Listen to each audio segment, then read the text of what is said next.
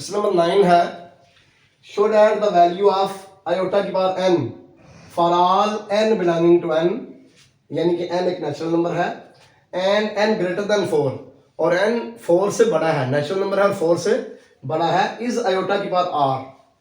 कहता है साबित करो कि आयोटा की पावर n जो है ये इक्वल टू आयोटा की पावर r है, where n belongs to n set of natural numbers and n is greater than 4।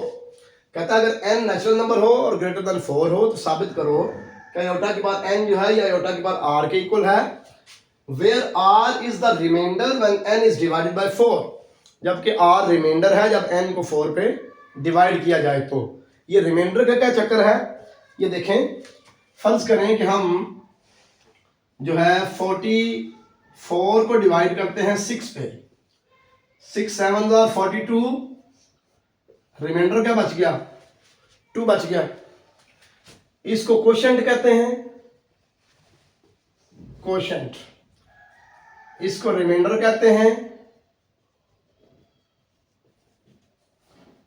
इसको डिवाइजर कहते हैं, और जिस नंबर को हम डिवाइड कर रहे होते हैं इसको डिवाइडेंड कहते हैं, डिवाइडेंड।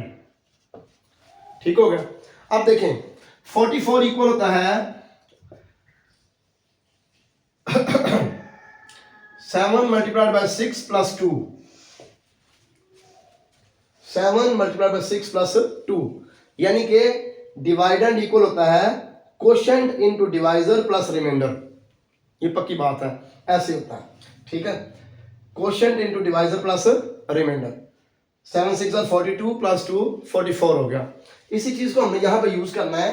कहता है r is the remainder when n is divided by 4।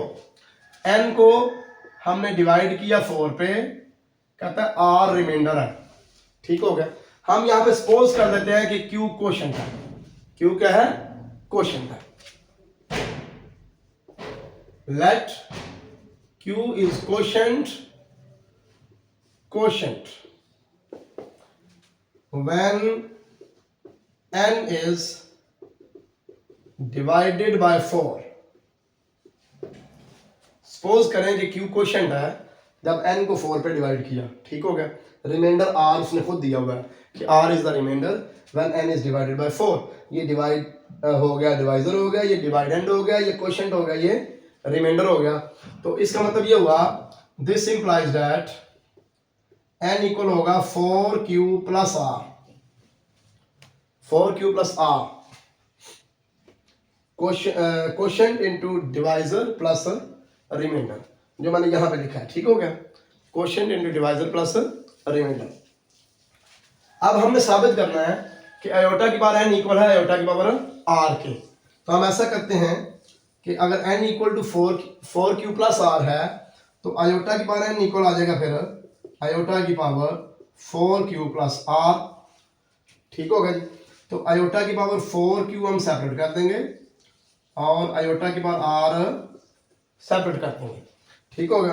तो आ जाएगा आयोटा 4 की पावर q इंटू आयोटा की पावर r। इसको लिखेंगे आयोटा स्क्वायर का स्क्वायर, इसकी पावर q इंटू आयोटा की पावर r। ठीक होगा जी। आयोटा स्क्वायर होता है -1, -1 का स्क्वायर, इसकी पावर q इंटू आयोटा की पावर r। ठीक हो गया।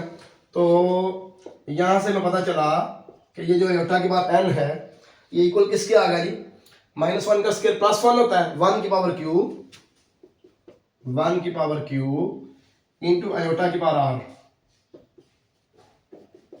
आयोटा की पावर n। 1 की जो मर्जी पावर हो 1 ही रहता है, तो 1 इंटू आयोटा की power r equal to iota की पावर r। तो यही हमने साबित करना था कि आयोटा की पावर n जो है ये आयोटा की पावर r के इक्वल है। ठीक होगा जी, क्लियर है।